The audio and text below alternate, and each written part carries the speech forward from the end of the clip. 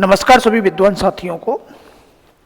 विश्व भूगोल की क्लास में एक बार फिर आप सभी का स्वागत है। महासागर में आज हमारा टॉपिक रहेगा महासागरीय जल की गतियां, अर्थात महासागरों का जल भी एक स्थान से दूसरे स्थान पर गतिमान रहता है। और महासागरीय जल में जो गतियां होती हैं उन्हें मुख्यतः हम तीन पार्ट में बांटेंगे। पहला, महासागरों में तरंग उत्पन्न होती है। दूसरा, महासागरों के अंतर्गत धाराएं चलती हैं। और तीसरा, महासागरों के अंतर्गत ज्वार भाटा आता है। तरंग जो है ये पवन के घर्षण के कारण उत्पन्न होती है। तरंग में जल अपनी जगह स्थिर रहता है, केवल तरंग की गति आगे बढ़ती है। जबकि धाराओं के अंतर्गत जल नदियों के समान एक स्थान से दूसरे स्थान पर निश्चित मार्ग में प्रवाहित होता है। और ज्वार भाटे में सूर्य और चंद्रमा की आकर्षण शक्ति के कारण जल एक बार ऊपर उठता है और वापस नीचे आता है। इन तीनों गतियों का हम अलग अलग अध्ययन करेंगे। सबसे पहले हम बात करते हैं तरंग की। तरंग की उत्पत्ति हमेशा पूछे कि किससे होती है, तो पवन के घर्षण के फलस्वरूप, यानी कि जब पवन चलेगी तो पवन के चलने के बाद महासागर या जल के अंतर्गत आपको लहर सी उत्पन्न होती हुई नजर आएंगी। वो लहर उत्पन्न हो रही है उन्हीं को हम तरंग कहते हैं। लेकिन यहाँ एक चीज आपको याद रखनी है, आप किसी बड़े से बांध या झील के किनारे जाते हैं तो आप देखेंगे कि पवन के साथ आपका जो ऊपर जल की ऊपरी सतह है वो इस तरीके से आपको गतिमान नजर आती है। ऐसा लगता है कि पवन के साथ साथ पानी भी जो है आगे बढ़ रहा है। लेकिन आपको याद रखना है कि पवन के तरंग की उत्पत्ति के पश्चात, जब तरंग उत्पन्न हो जाती है तो तरंग की उत्पत्ति के पश्चात स्थानांतरण केवल तरंग की गति का होता है। और जो जल है ना वो अपनी जगह पे स्थिर रहता है, जल आगे नहीं बढ़ता है, केवल तरंग की गति आगे बढ़ती है। याद रखना है इस बात को। अगर हम बात करें कि तरंग जो है इसका आकार और इसकी जो गति होती है वो किस पे निर्भर करती है, तो पवन की गति पे निर्भर करेगी। यानी कि पवन जितनी तेज होगी उतनी ही तरंग बड़ी उत्पन्न होगी। दूसरा, पवन के बहने की अवधि, यानी कि कितने लंबे समय तक पवन चल रही है इस बात पे। और पवन के निर्विघ्न बहने की दूरी, यानी कि कितनी दूरी तक पवन बहकर जा रही है, इस आधार पर आपके तरंग जो है उसकी आकृति और आकार निर्भर करेगा। पवन के द्वारा उत्पन्न तरंग तीन प्रकार की होंगी। सबसे पहले हम बात करते हैं कि शीत तरंग क्या होती है। जब तरंग उत्पन्न होती है तो तरंग उत्पन्न होने के बाद वो विभिन्न तरंग दैर्घ्य की होती है और दिशा भी अलग अलग होती है। जब महासागरों में अलग अलग तरंग दैर्घ्य और दिशाओं वाली जो तरंगावलियां उत्पन्न हो जाती हैं उन्हीं को हम क्या कहते हैं, तो उन्हीं को हम सी कहते हैं। इनका कोई निश्चित आकार नहीं होता और पूरी तरीके से अस्त व्यस्त होती हैं। तो तरंग की उत्पत्ति के पश्चात जब अलग अलग तरंग दैर्घ्य और अलग अलग गति वाली तरंगें विभिन्न दिशाओं में चलती हैं तो शुरुआत में हमने इसको सी कहा है। लेकिन एक निश्चित मार्ग प्रदान करने के बाद, इन शुरुआती उत्पत्तियों से आगे बढ़ने के बाद तरंग की जो है ना आपकी निकलने के पश्चात तरंग की ऊंचाई समान हो जाती है और इसकी जो आपकी एक साथ एक निश्चित दिशा में बहने लगती है, तब इसको हम स्वेल या महातरंग कहते हैं। तो शुरुआत में जब ये उत्पन्न हुई थी तब इसकी कोई ना आकार निश्चित था न इसकी दिशा निश्चित थी, तब हमने इसको सी कहा। लेकिन आगे बढ़ने के पश्चात इसका आकार और इसकी दिशा निश्चित हो जाती है, तब हमने इसको स्वेल कहा है। दो चीजें याद रखनी हैं। पहला सी, जिसका कोई निश्चित आकार दिशा नहीं थी, लेकिन निश्चित आकृति ग्रहण करने के पश्चात इसे हमने स्वेल कहा है। अब जब ये स्वेल जो है आगे बढ़ते हुए किसी तट से टकराएगी, तरंग पवन की सतत बहते हुए आगे आ रही है, और जब ये तट से टकराएगी तो तट से टकराने के बाद ये टूट जाएगी। और जैसे ही तरंग टूटेगी तो टूटनी हुई तरंग को हमने किस नाम से जानते हैं, तो सर्प कहते हैं। वेरी इंपॉर्टेंट क्वेश्चन, ये याद रखना है। सबसे पहले तरंग की उत्पत्ति के समय कोई आकार निश्चित नहीं था, दिशा निश्चित नहीं थी, तब हमने इसको सी कहा। निश्चित आकार ग्रहण करने के बाद हमने इसको महातरंग या स्वेल कहा, और तट के पास जब ये टूट जाती है तो हमने इसको सर्प कहा। अब यहाँ दो क्वेश्चंस और याद करने हैं आपको। तट पर जब तरंग टूटेगी तो टूटने के पश्चात ये तट के सहारे ऊपर की ओर चढ़ेगी। तट के सहारे ऊपर की ओर चढ़ेगी तो ऊपर की ओर चलती हुई ये तरंग जो है तेजी के साथ आवाज करते हुए आगे बढ़ेगी और इसे हम किस नाम से जानते हैं? तो श्वास कहते हैं। तरंग के टूटने के पश्चात जल की राशि शोर मचाती हुई तट के ऊपर की ओर वेग से दौड़ती है, इसे ही हम क्या कहते हैं? श्वास कहते हैं। यानी कि जैसे ही कोई तरंग आ रही है, तट से टकराने के बाद ऊपर चढ़नी, टूटने के बाद, तो ये जो ऊपर चढ़ी ये श्वास है। और ऊपर चढ़ने के बाद ये पानी वापस समुद्र में गिरेगा और फिर समुद्र की ओर वापस अगर चल जाए तो वापस जाने पर इसी को हम क्या कहते हैं? तो बैकवाश कहते हैं। ये बड़ा इंपॉर्टेंट क्वेश्चन है, थोड़ा सा ध्यान से सुनना इस बात को कि मैं कहना क्या चाह रहा हूं। जब इसकी आकृति निश्चित नहीं थी तब हमने इसको सी कहा था। आगे निश्चित आकृति ग्रहण कर ली इसने, तब हमने इसको स्वेल कहा था।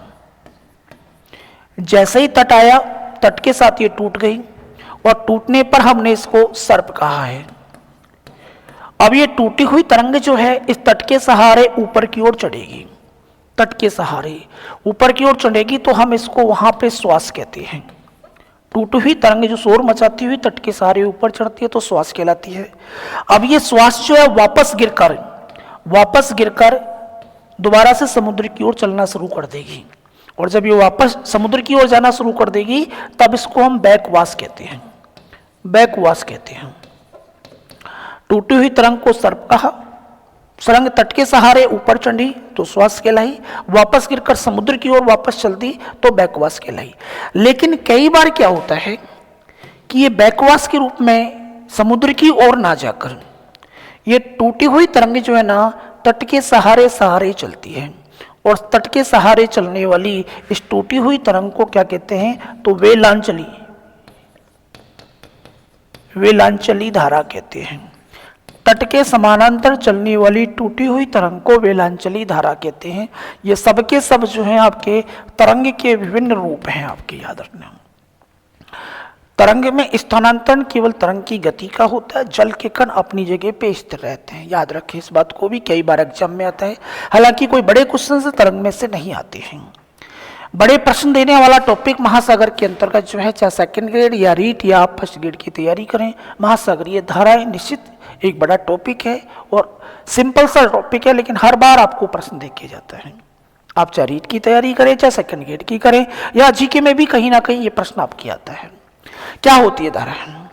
तो महासागरों का जल क्षैतिज रूप से एक निश्चित दिशा में गतिमान होता है, नदियों के समान, और नदियों के समान निश्चित दिशा में बहने वाले इस जल को ही हम क्या कहते हैं? तो महासागरों की धारा कहते हैं।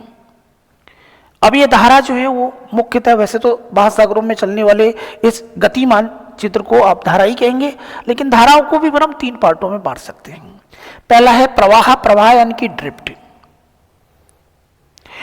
जब सागर का जल पवन की गति से प्रभावित होकर, पवन की कौन सी गति? कोई स्थानीय पवन नहीं, निश्चित दिशा में पूरे साल चलने वाली स्थायी पवनें जिनको सनातनी पवनें कहते हैं, जैसे कि व्यापारिक पवनें हो गई, पछुआ पवनें हो गई, ध्रुवीय पवनें हो गई।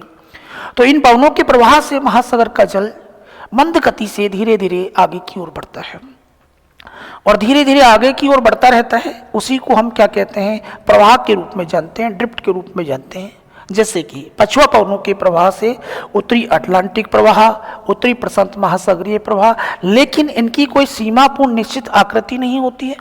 ये लंबे क्षेत्र का जल पवनों के प्रवाह के साथ आगे चलता है, तो प्रवाह में थोड़ा सा गतिमंद होती है और दिशा भी निश्चित नहीं होती है। फिर आता है धारा। जब सागर का जल एक निश्चित सीमा के भीतर, प्रवाह की सीमा निश्चित नहीं थी और तीव्र गति से, उसकी गति कम थी, इसकी गति तेज है, आगे बढ़ता है, तो उसे आप धारा कहते हैं। जैसे अगुलहास की धारा, ब्राजील की धारा, ऑस्ट्रेलिया की धारा, बेंगुला की धारा। फिर अगला आता है विशाल धारा, जिससे आप स्ट्रीम कहते हैं। तीव्र गति और निश्चित सीमा के अंतर्गत नदियों के समान जब जल आगे की ओर तेजी के साथ बढ़ता है तो उसे आपके स्ट्रीम कहते हैं, जैसे कि गल्फ स्ट्रीम यानी कि खाड़ी की धारा। हालांकि तीनों के रूप एक ही हैं, अलग अलग, इनमें कभी अंतर आपसे नहीं पूछा जाएगा कि प्रवाह, धारा और स्ट्रीम में अंतर स्पष्ट करें। लेकिन आपसे पूछा जा सकता है कि धाराओं की उत्पत्ति क्यों होती है, कारण क्या है। एक सिंपल सा प्रश्न आएगा कि निम्नलिखित में से धाराओं की उत्पत्ति का कारक है या नहीं है, तो वहां ये सारी चीजें याद रखें कि धाराएं क्यों उत्पन्न होती हैं। तो धाराओं की उत्पत्ति का पहला कारण है पृथ्वी की आकृति और उसकी घूर्णन गति। आपको पता है कि हमारी पृथ्वी जो है अपने अक्ष पर पश्चिम से पूर्व की ओर घूर्णन करती है, पप्पू दिशा में घूम रही है। लेकिन पृथ्वी के घूमने के साथ जो कठोर स्थल भाग है वो तो जा रहा है, लेकिन जल पीछे छूट जाता है द्रव होने के कारण। और जल पीछे छूट गया तो जल में उल्टी दिशा में गति उत्पन्न हो जाती है। तो महासागर, पृथ्वी गति करती है पश्चिम से पूर्व की ओर एंटी क्लॉकवाइज, लेकिन जल उसके साथ नहीं जा पाता। इस कारण जल में उल्टी दिशा में गति उत्पन्न हो जाती है, अर्थात ये पूर्व से पश्चिम की ओर गमन करता है। तो पहला कारण तो आकृति और घूर्णन हो गया। दूसरा कारण जो है वायुदाब। आपको पता है कि पृथ्वी पर प्रेशर बेल्ट यानी कि वायुदाब की पेटियां पाई जाती हैं। जैसे कि मैं आपसे बात करूं कि विषुवत रेखा के पास पूरे साल उच्च तापमान रहता है, और उच्च तापमान के कारण विषुवत रेखा पर आपके, अगर विषुवत रेखा पर आप जाओगे तो यहाँ पर आपको लो प्रेशर मिलता है। लेकिन दोनों ही गोलार्धों में यदि आप 30 से 35 डिग्री अक्षांशों के आसपास चले जाओगे तो यहाँ पे आपके पृथ्वी की घूर्णन गति के कारण यहाँ पे आपको हाई प्रेशर मिलता है। तो 30 से 35 डिग्री अक्षांश के बाद उच्च दाब है, और विषुवत रेखा पे कैसा दाब है तो निम्न दाब है। अब विषुवत रेखा पे निम्न दाब होने के कारण यहाँ का समुद्र तल तो थोड़ा ऊंचा होता है, पानी पे दबाव कम पड़ रहा है तो समुद्र का तल थोड़ा ऊंचा होता है। लेकिन 30 से 35 डिग्री अक्षांश के पास दबाव ज्यादा होने के कारण, एयर का दबाव ज्यादा होने के कारण समुद्र का तल थोड़ा सा नीचा होता है।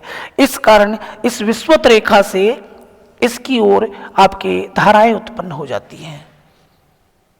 तो वायुदाब में अंतर। दूसरा कारण पवन, तो आपको पता है कि निश्चित दिशा में चलने वाली पवनें प्रभावित करती हैं। वाष्पीकरण, जिन क्षेत्रों में मौसम साफ रहता है, तापमान तेज रहता है, वहां पानी का वाष्पीकरण ज्यादा होता है। जैसे कि ये अश्वक्षांश वाला क्षेत्र है, तो यहाँ पानी का तल थोड़ा नीचा हो जाता है। वर्षा और नदियों के प्रवाह, देखो छोटी मोटी नदियों का तो प्रभाव पड़ेगा नहीं, लेकिन जो बड़ी नदियां होती हैं, तो अगर मैं विषुवत रेखा की बात करूं तो पूरे साल वर्षा होती है, और पूरे साल वर्षा के साथ अमेजन, कांगो जैसी बड़ी नदियां भी यहाँ जलापूर्ति करती हैं। इस कारण विषुवत रेखा पर महासागरों के अंतर्गत जल की मात्रा अधिक हो जाती है, जबकि इस भाग में वर्षा भी नहीं होती, प्रति चक्रवातीय दशाएं पाई जाती हैं।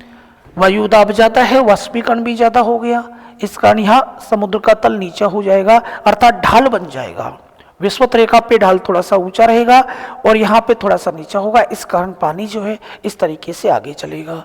तो वाष्पीकरण, वर्षा और नदियों का जल भी है। इसी प्रकार महासागरों की अंतर्गति में तापमान की भिन्नता भी कारण होगा, लवणता की भिन्नता भी कारण होगा, और ध्रुवीय क्षेत्रों में ग्लेशियर जमे हुए हैं, उन ग्लेशियरों के पिघलने से जो पानी मिलेगा उससे भी धाराओं की उत्पत्ति में सहायता मिलेगी। आपको केवल इतना याद रखना है कि ये सारे कारक जो लिखे हुए हैं ये धाराओं की उत्पत्ति के कारण यानी कि कारक हैं, इनके कारण धाराएं चलती हैं। अब बात आती है कि महासागरों में धाराओं पे प्रश्न क्या आएगा। तो महासागरों में धाराएं जो हैं हमें 3 ही महासागरों की पढ़नी है, प्रशांत महासागर, अटलांटिक महासागर और हिंद महासागर की। आर्कटिक महासागर तो जमा हुआ है तो वहां कोई धारा चलेगी नहीं। तो धाराओं में पहला प्रश्न तो यह है कि धारा का नाम आपसे देकर महासागर का नाम पूछ सकता है कि कौन सी धारा किस महासागर की है। आपसे पूछेगा कि अगुल्हास की कहाँ चलती है, हम्बोल्ट की कहाँ है, ब्राजील की कहाँ है, गल्फ स्ट्रीम की कहाँ है, लैब्राडोर की कहाँ है, सीओ की कहाँ है, क्यूराइल की कहाँ है, कौन से महासागर की कौन सी जलधारा है। दूसरा याद करना है बेटा कि महासागरों के अंतर्गत एक चीज याद रखना कि विषुवत रेखा से ध्रुवों की ओर जो भी धारा जा रही है, विषुवत रेखा से ध्रुवों की ओर जो भी धारा जा रही है उसकी जो स्थिति होगी, स्वभाव होगा, वो गर्म जल धारा होगी। और ध्रुवों से जो धारा विषुवत रेखा की ओर आती है वो धारा जो होगी ना वो ठंडे पानी की धारा होगी। तो स्वभाव के अनुसार धाराएं 2 प्रकार की हुई, एक गर्म और एक ठंडी। आपसे पहचान करवा सकता है कि निम्न में से कौन सी गर्म जल धारा है और कौन सी ठंडी है, एक ही तरीका है पहचानने का। अगर धारा विषुवत रेखा से ध्रुवों की ओर जाती है तो सिंपल सी बात है, चाहे वो चल कहीं पे भी रही है गर्म होगी, लेकिन उसकी दिशा ध्रुवों से विषुवत रेखा की ओर है तो धारा आपकी ठंडी होगी। इतना आपको याद रखना है। अब ये जो महासागर हैं, इन महासागरों की हम बात करें तो आपके कौन कौन से महासागर में याद करना है। तो पहली तो आपको विश्व के सबसे बड़े महासागर जिसे प्रशांत महासागर कहते हैं, दूसरा ये एस अक्षर के आकार में अटलांटिक महासागर, और तीसरा जो है आपके वो हिंद महासागर है। इन तीनों महासागरों में आपको धाराओं को पढ़ना है। कौन कौन से महासागर की धारा, तो सबसे पहले हमारे पास जो आती है वो आपके प्रशांत महासागर की धारा है। अब इस मानचित्र में थोड़ा सा हम प्रशांत महासागर को एक बार समझ लेते हैं ताकि आपकी धाराएं बिल्कुल समझ में आ जाए। ये रहा आपका प्रशांत महासागर।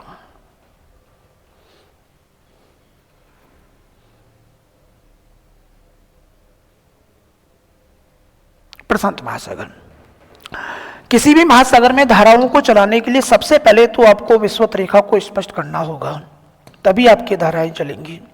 तो यहां अगर मैं विषुवत रेखा यानी कि 0 डिग्री अक्षांश की बात करूं तो दक्षिणी अमेरिका में अमेजन बेसिन से आपको चलाना है। उसके बाद प्रशांत महासागर में आपको चलना है, और ये इंडोनेशिया या एशिया के द्वीप समूह से होकर आपकी विषुवत रेखा गुजर गई। ये विषुवत रेखा प्रशांत महासागर से गुजरी। अब विषुवत रेखा के ऊपर और नीचे दोनों ही साइड, इस विषुवत रेखा के ऊपर भी पूर्व से पश्चिम की ओर एक जलधारा चलेगी और इसके नीचे की ओर भी एक जलधारा चलेगी। दोनों धाराओं का नाम विषुवत रेखा के नाम पे ही होगा। ऊपर वाली का नाम तो उत्तरी विषुवत रेखीय धारा और नीचे वाली का नाम दक्षिणी विषुवत रेखीय धारा। दोनों धाराएं कैसी हैं, तो गर्म जलधारा हैं। पहली चीज तो ये स्पष्ट करेंगे कि किसी भी महासागर में, चाहे अटलांटिक महासागर हो, प्रशांत महासागर हो या हिंद महासागर हो, धारा अगर विषुवत रेखा के नाम पे है तो गर्म जलधारा है। और विषुवत रेखा के नाम पे 3 टोटल धाराएं चलेंगी, उत्तरी विषुवत रेखीय, दक्षिणी विषुवत रेखीय, 2 तो हो गई। अब इन दोनों विषुवत रेखीय धाराओं के द्वारा पूर्व से पश्चिम की ओर पानी का गमन हुआ। जल पूर्व से महासागरों में पूर्व से पश्चिम की ओर जा रहा है, तो महासागरों के पश्चिमी भाग में जल की मात्रा अधिक हो जाती है।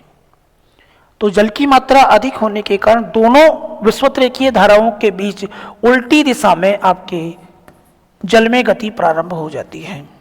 तो इसे कहा जाता है, विषुवत रेखा तो है लेकिन इसे कहा जाएगा प्रति विषुवत रेखीय धारा।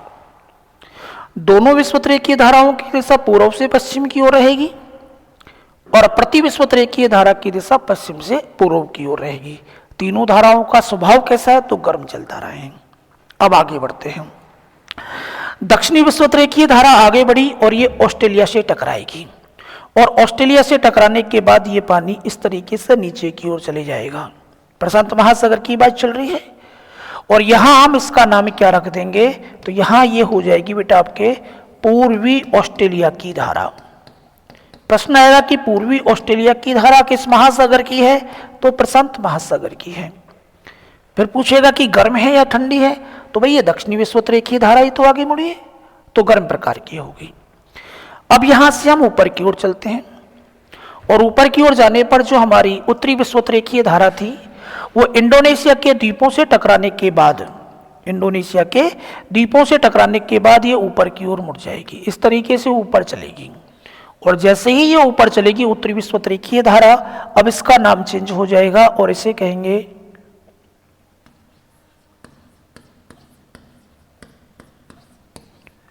अब इसका नाम हो गया बेटा क्यूरोसिवो की धारा। प्रशांत महासागर में दक्षिणी विषुवत रेखीय धारा तो पूर्वी ऑस्ट्रेलिया की बन गई और उत्तरी विषुवत रेखीय धारा क्यूरोसिवो की धारा बन गई। और क्यूरोसिवो की धारा जब आगे बढ़ेगी तो इसका एक कुछ पार्ट जो है ना ये जापान सागर में घुस गया है इधर की अलग होकर, और जापान सागर में ये जो चले गया, इस पार्ट का नाम भी हमने याद करना है, इसे कहा जाता है सुसीमा। तो सुसीमा की धारा क्यूरोसिवो धारा का ही एक भाग है जो जापान सागर में चली गया, ये भी गर्म प्रकार की होगी। अब ये क्यूरोसिवो की धारा आगे बढ़ते बढ़ते जापान के एक द्वीप तक पहुंच जाएगी। इस द्वीप का नाम है बेटा, कभी आपसे पूछा जाए तो इस द्वीप का नाम है होक्काइडो द्वीप। जापान का होक्काइडो द्वीप, यहां तक आपकी क्यूरोसिवो पहुंच गई। नीचे से आपकी गर्म धारा क्यूरोसिवो आ रही है और ऊपर बेरिंग जल संधि से होकर आर्कटिक सागर का जल बर्फ के पिघलने से नीचे आ रहा है। तो ऊपर की साइड से भी आपको एक धारा चलती हुई नजर आएगी नीचे की ओर, बेरिंग सागर से जल नीचे की ओर आ रहा है और ये धारा आपकी इस तरीके से आगे बढ़ रही है और ये भी आपके होक्काइडो द्वीप तक आ गई। ऊपर से जो धारा चल के आ रही है इसका नाम है बेटा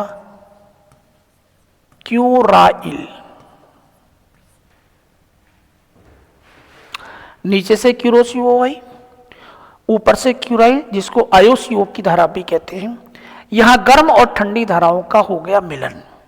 आपसे प्रश्न आएगा कि प्रशांत महासागर में हैकेडो द्वीप के पास किन दो धाराओं का मिलन होता है? तो क्यूरोसीओ और क्यूराइल का मिलन होता है। और जहां भी गर्म व ठंडी धाराओं का आपस में मिलन होता है वह हमेशा कोहरा छाया रहता है, धुंध छाई रहती है, और महासागरों में समुद्री घास प्लैंकटन पैदा होती है जो कि मछलियों का प्रिय भोजन है। तो वो विश्व के प्रमुख मछली उत्पादक क्षेत्र बन जाते हैं।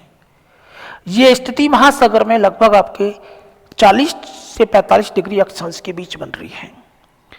अब 40 डिग्री अक्षांश के बाद पछुआ पवनों का प्रभाव आ जाएगा, और पछुआ पवनों के प्रवाह के कारण ये पानी जो है ना प्रशांत महासागर में इस तरीके से आगे बढ़ेगा, उत्तरी अमेरिका की ओर आगे बढ़ता चले जाएगा, और ये उत्तरी अमेरिका से जाके टकरा जाएगा।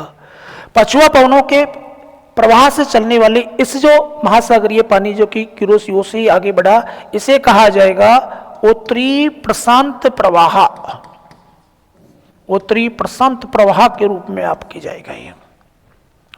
तो नीचे से चलना शुरू करूं तो उत्तरी विषुवतरेखीय धारा, आगे बढ़ने पर यह क्यूरोसीओ की धारा, फिर पछुआ पवनों के प्रवाह से आगे बढ़कर उत्तरी प्रशांत प्रवाह, और उत्तरी प्रशांत प्रवाह उत्तरी अमेरिका में टकरा गया, और टकराने के बाद ये अलास्का की खाड़ी के साथ साथ आगे बढ़ेगा, और अलास्का की खाड़ी के साथ साथ जब ये आगे बढ़ेगा तो यहां इसका नाम हो जाएगा अलास्का की धारा।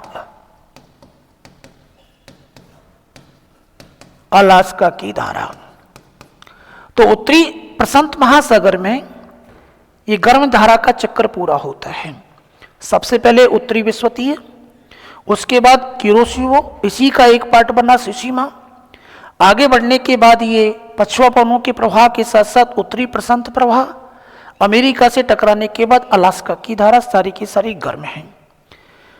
बेरिंग सागर से जल नीचे की ओर आ रहा है, जिसे क्यूरोसीओ कहते हैं, इसी को आयोसीओ भी, क्यूराइल कहते हैं, और इसी को आयोसीओ भी कहा जाता है। यहीं से ओकोटस की थोड़ा सा पानी इधर से भी आ जाएगा, उसे ओकोटस की धारा कह दिया जाता है।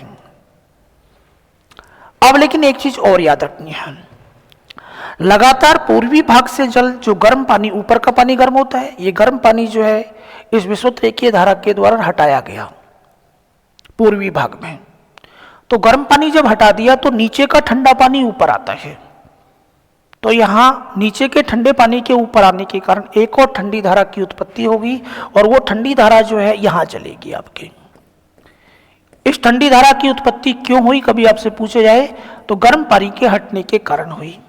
और आपको पता है कि प्रशांत महासागर में उत्तरी अमेरिका के पश्चिमी तट पर यहाँ एक खाड़ी है, और उस खाड़ी का नाम था कैलिफोर्निया की खाड़ी। वेरी इंपॉर्टेंट क्वेश्चन, ध्यान रखना। इस आधार पर हमने इस धारा का नाम भी रख दिया कैलिफोर्निया। कैलिफोर्निया की धारा, कैलिफोर्निया की धारा। अब यदि आपसे प्रश्न पूछा जाए कि उत्तरी प्रशांत महासागर की ठंडी धाराएं कौन कौन सी हैं, तो एक तो क्यूराइल हुआ। इस क्यूराइल का ही एक नाम और हम लिख सकते हैं, इस क्यूराइल को ही हम एक और नाम क्या देते हैं, तो आयोसीओ।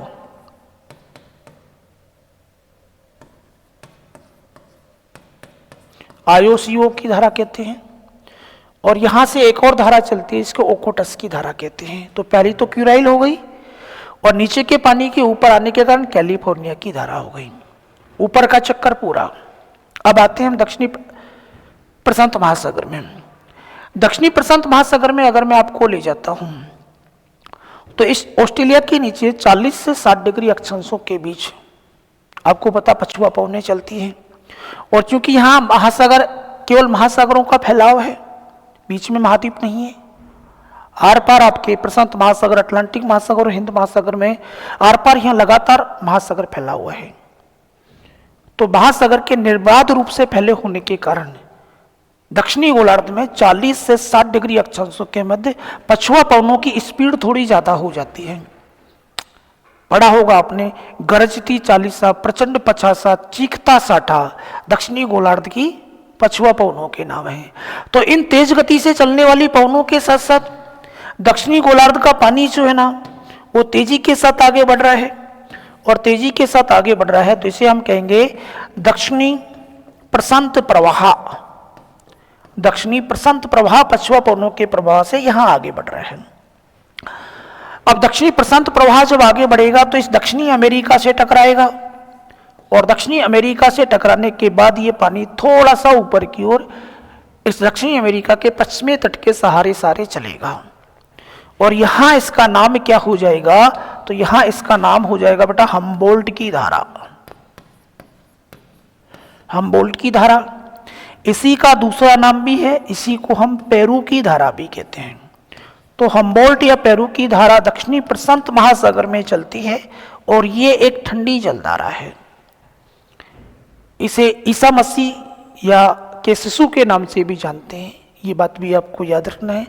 तो पश्चिमी प्रवाह दक्षिणी प्रशांत महासागर में आपके एकदम से आगे बढ़ेगी, और दक्षिणी प्रशांत प्रवाह जब दक्षिणी अमेरिका से टकराएगा तो हम्बोल्ट या पेरू की धारा के नाम से जाना जाएगा। लेकिन यहां एक और चीज आपको पढ़नी है कि प्रशांत महासागर में एक अस्थायी जलधारा भी चलती है, जो हमेशा नहीं चलती, लेकिन 3 से 5 साल के अंतराल पर कभी कभी उत्पन्न होती है। वो धारा कौन सी है, वो अलग से ही आपको याद करनी है कि दक्षिणी प्रशांत महासागर में कभी कभी क्या होता है कि दक्षिणी अमेरिका के तट पर विषुवत रेखा से नीचे की ओर आपकी एक गर्म जलधारा चलना प्रारंभ कर देती है, और जब ये जलधारा चलेगी तो पेरू या हम्बोल्ट की धारा थोड़ी सी खत्म हो जाती है। ये सबसे इंपॉर्टेंट है एग्जाम की दृष्टि से, कई बार आपके पूछी जाएगी। इस धारा को हम किस नाम से जाने, तो इसे कहा जाता है अल नीनो। पहला क्वेश्चन कि अल नीनो जलधारा किस महासागर में चलती है, तो दक्षिणी प्रशांत महासागर में।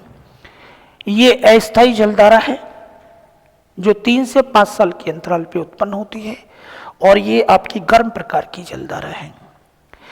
इस जलधारा के चलने पर, क्योंकि ये हम्बोल्ट की धारा चलती थी तो ये तो ठंडी धारा थी, इसके कारण दक्षिणी अमेरिका के पश्चिमी तट पर अटाकामा मरुस्थल का विकास हुआ। यहाँ वर्षा नहीं होगी क्योंकि ठंडी धारा का प्रभाव है, लेकिन इसके स्थान पर जब ये गर्म धारा चलेगी तो दक्षिणी अमेरिका के इस पश्चिमी तट पर मूसलाधार वर्षा होगी। लेकिन यहां तो मूसलाधार वर्षा हो गई, लेकिन अल नीनो के चलने पर भारत में वर्षा नहीं होगी। ये सबसे इंपॉर्टेंट क्वेश्चन है। प्रश्न ये आएगा कि निम्नलिखित में से कौन सी महासागरीय धारा भारतीय मानसून को प्रभावित करती है। तो भारतीय मानसून को प्रभावित करने वाली धारा कौन सी है बेटा, अल नीनो है। इसके चलने पर भारतीय मानसून कमजोर हो जाएगा, अर्थात भारत में वर्षा कम होगी। लेकिन अगर जिस साल ये अल नीनो नहीं चली उस स्थिति को क्या कहा जाता है, कभी आपसे पूछा जाए तो उस स्थिति को कहा जाता है ला नीनो। तो फिर प्रश्न पूछे कि भारतीय मानसून के अनुकूल स्थिति कौन सी है, अल नीनो या ला नीनो, तो ला नीनो है। और आपको खुशी होगी जानकर कि इस साल मौसम विभाग ने घोषणा की है कि ला नीनो की स्थिति रहेगी। इस कारण भारतीय मानसून थोड़ा आवश्यकता यानी कि औसत से ज्यादा आप पर मेहरबान रहेगा, अच्छी वर्षा होने वाली है, चिंता ना करें। तो अल नीनो भारत में वर्षा कम होगी, और ये नहीं है तो ला नीनो की स्थिति जो भारतीय मानसून के अनुकूल है। ये सभी प्रशांत महासागर की धाराएं आपको याद करनी है, दोबारा से ध्यान से सुनते चलें। उत्तरी विषुवत-रेखीय धारा, आगे चली तो क्यूरोसियो की धारा, इसी का एक पार्ट बना सुसीमा की धारा, आगे चलकर पछुआ पवनों के प्रवाह से उत्तरी प्रशांत प्रवाह, उत्तरी प्रशांत प्रवाह जब अमेरिका से टकराएगा तो अलास्का की धारा गर्म हो गई। अब हम बात करते हैं उत्तरी प्रशांत महासागर में ठंडी धाराओं की। तो ऊपर की साइड से आ रही है आपकी क्यूराइल, इसी को हम आयोसीओ भी कहते हैं, और क्यूराइल का मिलन क्यूरोसियो से कहाँ होता है, तो होक्काइडो द्वीप के पास होता है। ठंडी और गर्म धाराओं का मिलन, जल के हटने के कारण नीचे का जल ऊपर आएगा ठंडा, इसके कारण कौन सी धारा की उत्पत्ति होती है, तो कैलिफोर्निया की धारा उत्पन्न होती है, ये भी ठंडी धारा है। अब पहुंच गए हम दक्षिणी प्रशांत महासागर में।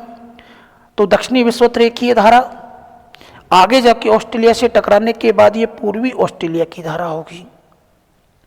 और नीचे जाऊंगा तो आपके दक्षिणी प्रशांत प्रवाह चल रहा है, और ये आपके अमेरिका के तट के सहारे जब ऊपर बढ़ेगा तो हम्बोल्ट या पेरू की धारा, जो कि ठंडी धारा है।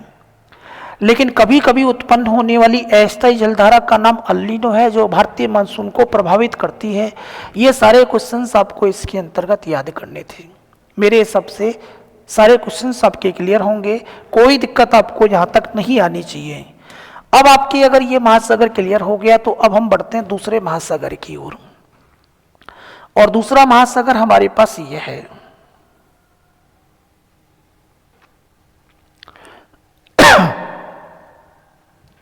ये वाला महासागर है।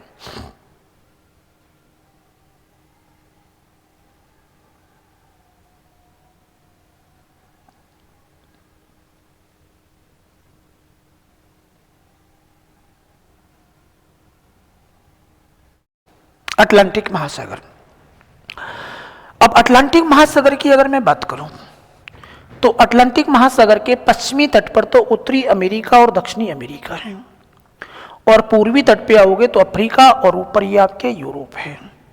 तो किसी भी महासागर में धारा चलाने के लिए सबसे पहला काम आपको वही करना है कि विषुवत रेखा की स्थिति स्पष्ट करनी है। तो विषुवत रेखा दक्षिणी अमेरिका में आपके यहाँ से गुजारनी है आपको, अफ्रीका में विक्टोरिया झील के पास से, और आगे बढ़ते बढ़ते हम अमेजन बेसिन से होकर यहाँ ये विषुवत रेखा गुजरती। और विषुवत रेखा गुजरने के बाद आपको पता है कि दो धाराएं तो आपको वैसे ही पता लग जाएंगी। इसके ऊपर जो जारी है ये उत्तरी विषुवत रेखीय धारा हो जाएगी, और जो नीचे चल रही है वो दक्षिणी विषुवत रेखीय धारा हो जाएगी। दोनों का स्वभाव पूछे कैसी है तो गर्म जल धाराएं हैं। अब उत्तरी विषुवत रेखीय और दक्षिणी विषुवत रेखीय धारा के बीच से पानी उल्टी दिशा में जाएगा, और ये आपके प्रति विषुवत रेखीय धारा हो जाएगी। और तीनों धाराएं किस प्रकार की हैं तो गर्म जल धाराएं हैं। उत्तरी और दक्षिणी विषुवत रेखीय धारा पूर्व से पश्चिम की ओर जा रही है, या अफ्रीका से दक्षिणी अमेरिका की ओर जा रही है, और प्रति विषुवत रेखीय धारा उल्टी दिशा में यानी कि पश्चिम से पूर्व की ओर आ रही है। अब वही क्रम याद रखना है आपको, क्रम से। अब ये दक्षिणी विषुवत रेखीय धारा अटलांटिक महासागर में जब दक्षिणी अमेरिका के ब्राजील देश से टकराएगी, यहाँ जाके टकराएगी, तो यहाँ इसका नाम जो है, क्योंकि वहाँ प्रशांत महासागर में ऑस्ट्रेलिया के नाम से हुई थी, यहाँ ब्राजील से टकराई, तो यहाँ इसका नाम जो हो जाएगा वो ब्राजील की धारा हो जाएगा। ब्राजील की धारा वेरी इंपॉर्टेंट, याद रखना है। प्रशांत महासागर ने आपने इसको पूर्वी ऑस्ट्रेलिया की धारा कहा था, यहां पे से ब्राजील की धारा कह रहे हैं। अब बढ़ते हैं हम उत्तरी विषुवत रेखीय धारा की ओर। उत्तरी विषुवत रेखीय धारा आगे बढ़ते बढ़ते हैं आपके इस कैरिबियन सागर में प्रवेश कर जाती है। अब कैरिबियन सागर में प्रवेश करने के बाद कुछ पानी तो कैरिबियन द्वीपों के बीच से होकर चलता चलता इस मैक्सिको की खाड़ी में प्रवेश कर जाता है, और कुछ पानी सीधा ही आपके जो है आगे बढ़ जाता है। तो यहाँ ये दो नाम हो जाएंगे बेटा। जो मैक्सिको की खाड़ी की साइड में चले गया, ये वाला पार्ट तो कहलाएगा आपके फ्लोरिडा, फ्लोरिडा की धारा, और जो सीधा पानी चले गया इसका नाम है एंटीलीज की धारा। कहने का मेरा सिंपल सा अर्थ यह है कि उत्तरी विषुवत रेखीय धारा अटलांटिक महासागर में दो पार्ट में विभाजित हो गई। कैरिबियन सागर के सहारे आपके मैक्सिको की खाड़ी में जाने वाली तो फ्लोरिडा की धारा हो गई, और सीधा जो पानी ऊपर की ओर चले गए एंटीलीज की धारा हो गई। आगे चलकर ये दोनों धाराएं आपस में मिल जाएंगी, और दोनों धाराएं आपस में मिलकर उत्तरी अमेरिका के पूर्वी तट के सहारे आगे बढ़ेंगी। अब चूंकि ये धारा मैक्सिको की खाड़ी से निकली है, और खाड़ी को इंग्लिश में बोलते हैं गल्फ और धारा को बोलते हैं स्ट्रीम, तो इसका प्रसिद्ध नाम जो हो जाएगा वो हो जाएगा बेटा गल्फ स्ट्रीम।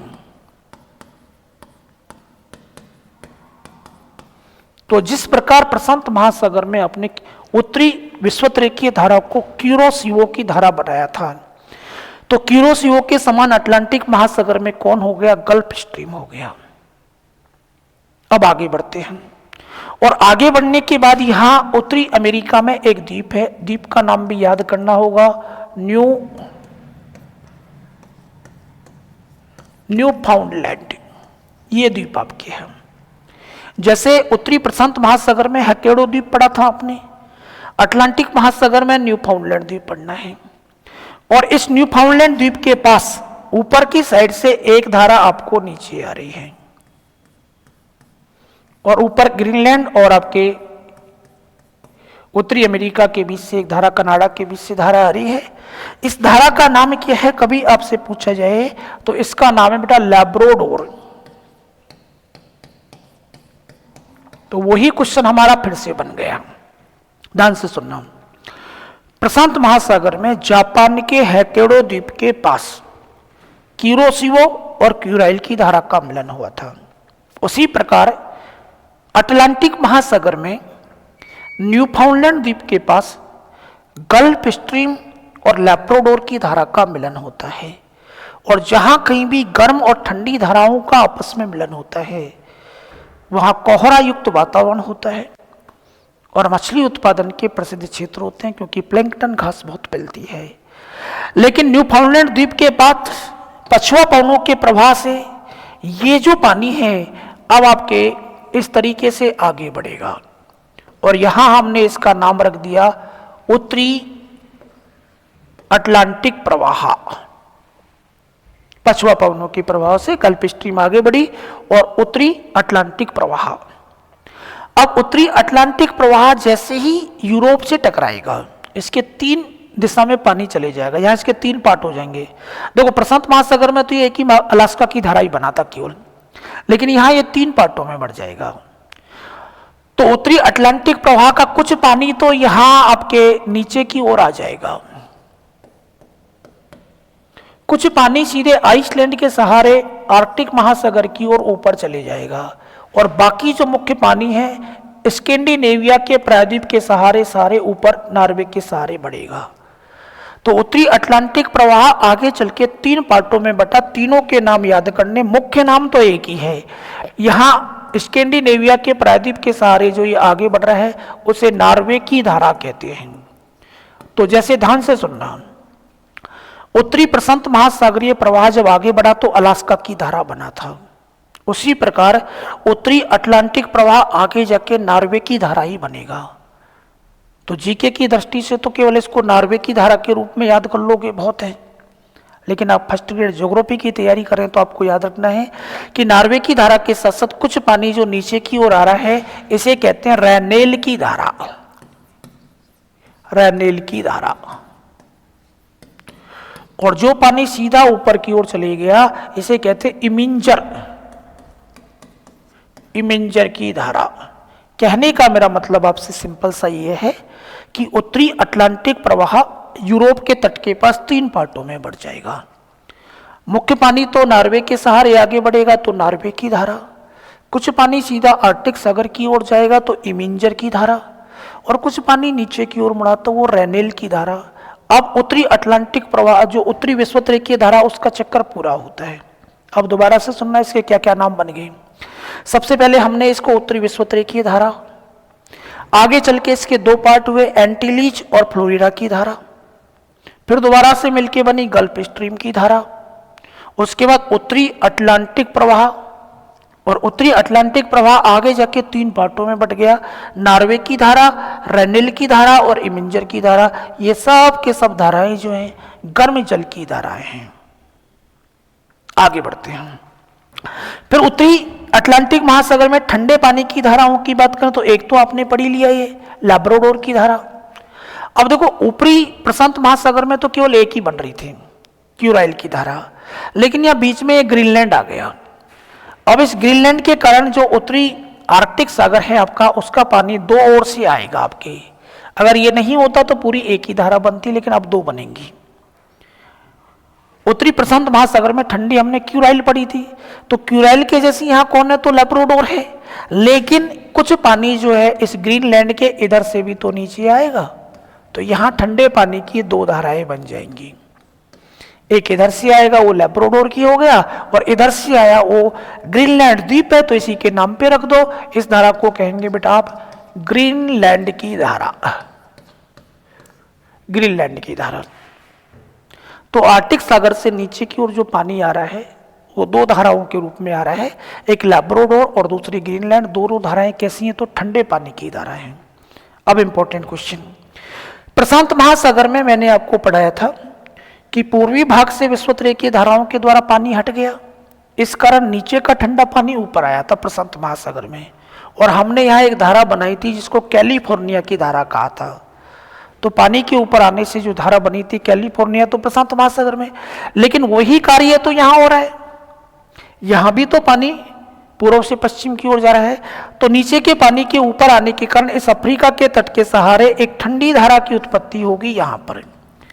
जिस प्रकार प्रशांत महासागर में अपने कैलिफोर्निया की धारा को चलाया था, उसी प्रकार इस अटलांटिक महासागर में धारा जो बनेगी, इंपॉर्टेंट धारा, बहुत बार आएगी आपके एग्जाम में, कनारी की धारा कहते हैं।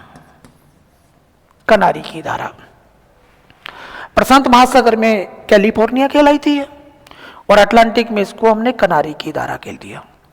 अब ये उत्तरी अटलांटिक महासागर का धाराओं का चक्र पूरा होता है। ध्यान से सुन लेना, बड़ी इंपॉर्टेंट है। मैप में एक आध बार अगर आपने डायग्राम बना के इनको किया तो निश्चित रूप से मानिए कि आपको परमानेंट याद हो जाएंगी। दोबारा से सुन लें, गर्म बता रहा हूं। पहले उत्तरी विषुवत-रेखीय धारा, आगे जाके एंटीलीज और फ्लोरिडा की धारा बन गई, दोनों के मिलने से गल्फ स्ट्रीम बन गई। पछुआ पवनों के प्रवाह से उत्तरी अटलांटिक प्रवाह के रूप में आगे बढ़ी। यूरोप के तट पे जाके एक बार तो नीचे की ओर आया रेनेल, नॉर्वे की धारा और इमिंजर की धारा। ये सब तो हो गई बेटा गर्म। बात करते हैं ठंडे पानी की धारा। तो इधर की साइड से जो पानी आ रहा है वो तो लैब्राडोर और इधर से आ रहा है जो ग्रीनलैंड है। फिर जैसे वहां आपने हैकेडो द्वीप पढ़ा था, यहाँ न्यूफाउंडलैंड द्वीप पढ़ना है। पूछेगा न्यूफाउंडलैंड द्वीप के पास किन दो धाराओं का मिलन होता है? तो लैब्राडोर और गल्फ स्ट्रीम का होता है।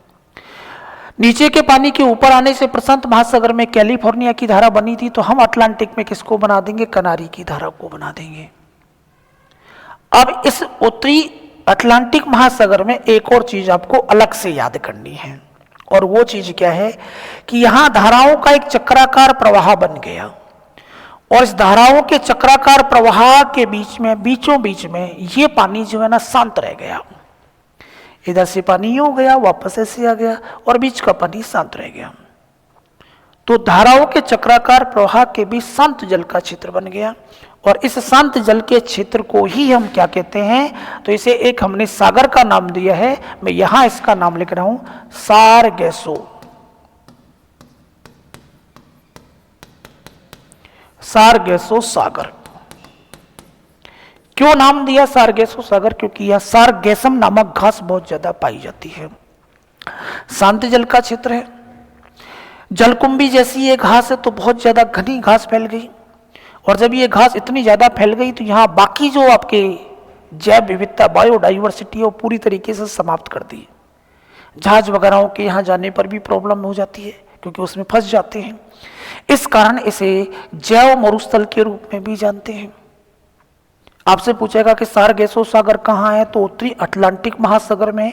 RSPRE 2003 में पूछा गया था। दूसरा क्वेश्चन होगा कि ये सारगेसो सागर जो है बीचों बीच में है, इसका कोई भी पार्ट स्थल से लगा हुआ नहीं है। स्थल से लगा हुआ नहीं है, इसका मतलब इसकी तट रेखा नहीं बनती है। भाई स्थल से लगेगा तभी तो इसका तट रेखा बनेगी। तो कई बार एग्जाम में रिपीट होगा कि तट रेखा रहित सागर कौन सा है, या ऐसा सागर जिसकी तट रेखा नहीं बनती है, कौन है? सारगेसो सागर है। बड़ा इंपॉर्टेंट क्वेश्चन है, याद रखना है आपको। इतना याद हुआ तो अब हम चलते हैं बेटा दक्षिणी अटलांटिक महासागर की ओर। और दक्षिणी अटलांटिक महासागर में एक तो आपने पढ़ ही लिया कि दक्षिणी अटलांटिक महासागर में दक्षिणी विषुवत-रेखीय धारा ब्राजील से टकराने के बाद ब्राजील की धारा हो गई। तो यहाँ गर्म धारा एक तो दक्षिणी विषुवत हो गई और दूसरी ब्राजील की हो गई। अब ठंडी धाराओं की बात करें तो वही आपके 40 डिग्री से 60 डिग्री दक्षिणी अक्षांशों के बीच लगातार महासागर फैला हुआ है। तो पछुआ पवनों के प्रवाह से तेजी से साथ पानी जो है आपके पश्चिम से पूर्व की ओर जा रहा है, तेजी के साथ आगे बढ़ रहा है। गरजती 40-50 के कारण पानी तेजी के साथ आगे बढ़ रहा है दक्षिणी अटलांटिक प्रवाह के रूप में।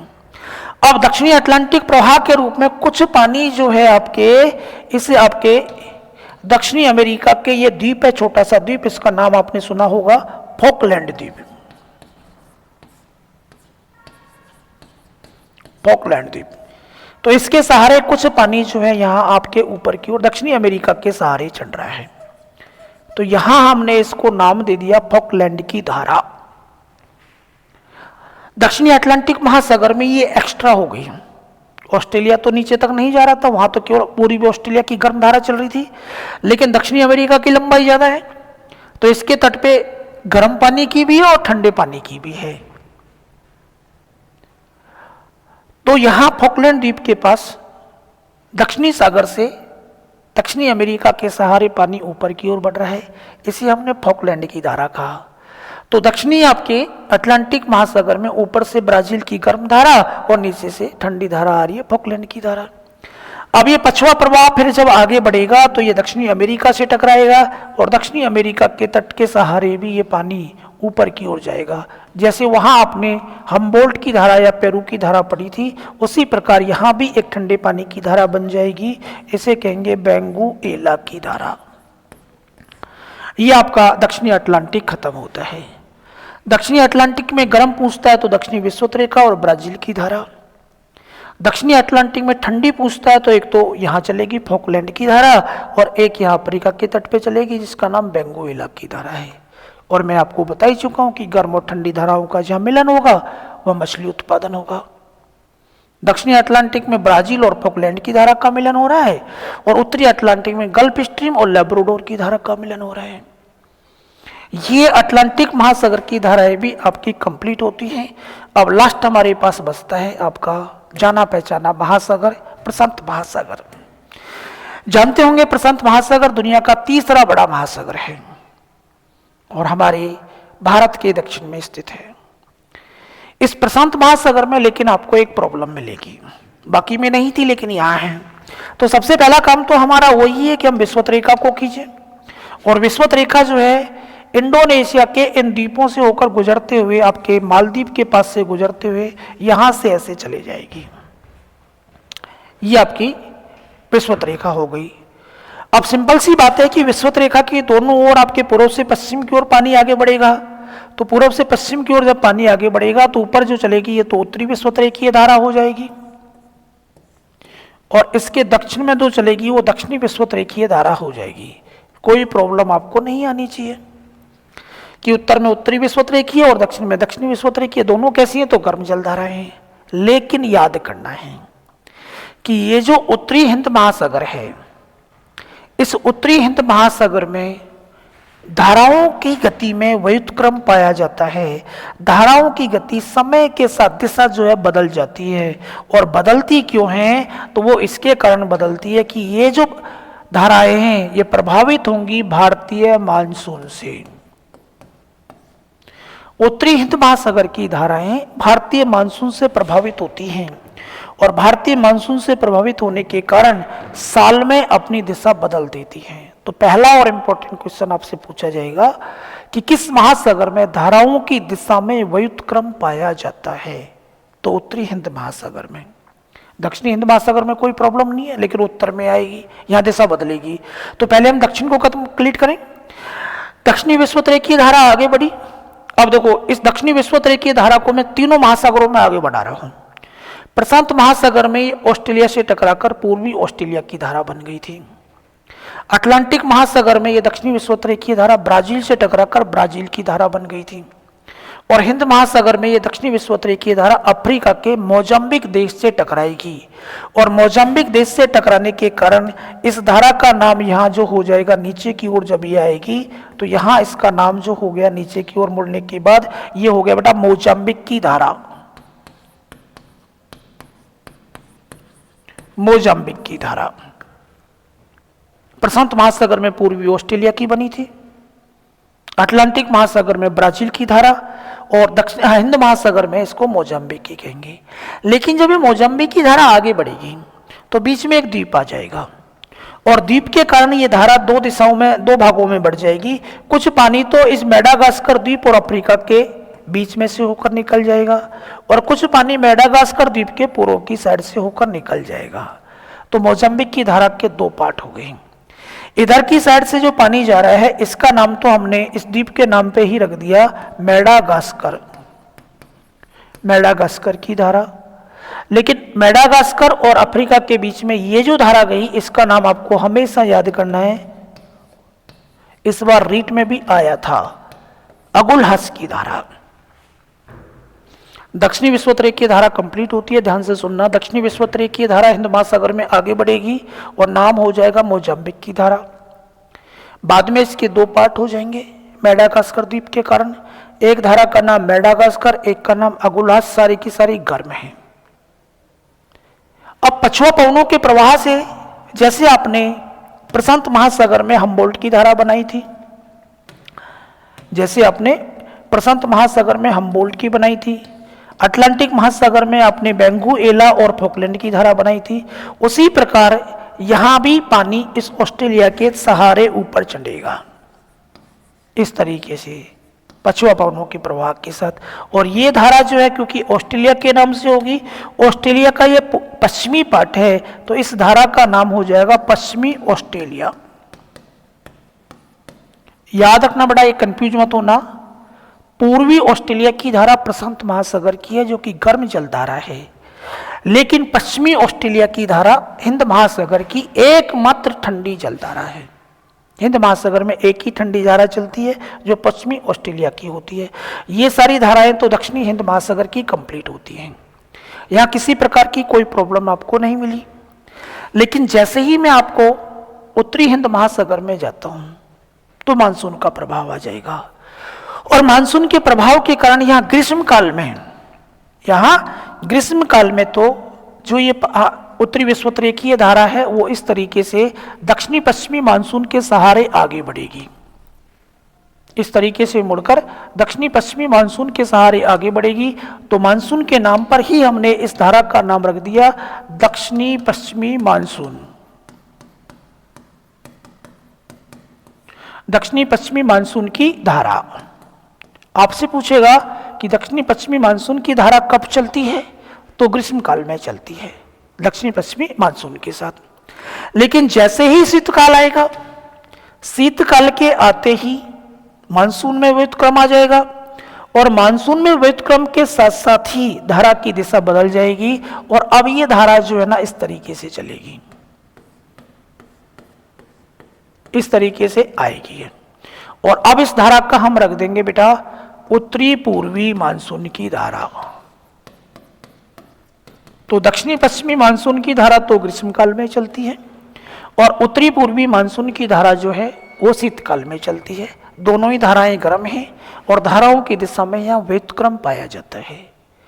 ग्रीष्म काल में यहाँ दक्षिण पश्चिम से उत्तर पूर्व की ओर धारा जा रही है, शीतकाल में उत्तर पूर्व से दक्षिण पश्चिम की ओर धारा आती है। प्रश्न ये आएगा कि किस महासागर में धाराओं की दिशा में व्युत्क्रम पाया जाता है, तो उत्तरी हिंद महासागर में। अब उत्तरी हिंद महासागर में इन धाराओं के व्युत्क्रम के कारण इस हिंद महासागर में प्रति विश्वतरेखीय जो धारा है वो प्रति विश्वतरेखीय धारा पूरे साल ना चलकर केवल ग्रीष्म काल में चलती है, इतना भी याद रखना है। तो ये हिंद महासागर की धारा बाकी की तुलना में थोड़ी कम है। दोबारा से रिपीट कर लो, दक्षिणी विश्वतरेखीय धारा, अफ्रीका में टकराने के बाद मोजाम्बिक की धारा, आगे जाके दो पार्ट हो गए मेडागास्कर और अगुलहस की, सब गर्म है। हिंद महासागर में केवल एक ही ठंडी धारा चलती है जिसे हमने पश्चिमी ऑस्ट्रेलिया की धारा कहा है। उत्तरी हिंद महासागर में मानसून का प्रभाव है, ग्रीष्म काल में दक्षिणी पश्चिमी मानसून की धारा, और शीतकाल में उत्तरी पूर्वी मानसून की धारा चलती है। यहाँ कहीं भी गर्म और ठंडी धाराओं का आपस में मिलन नहीं हो रहा है। तो ये तीनों महासागरों की धाराएं आपको बहुत अच्छे से याद रखनी है। किसी भी प्रश्न में आपको कोई डाउट रह गया हो, शंका रह गई हो, तो मैसेज करके आप मुझे डाल सकते हैं। आज के लिए इतना ही, सभी को राम राम।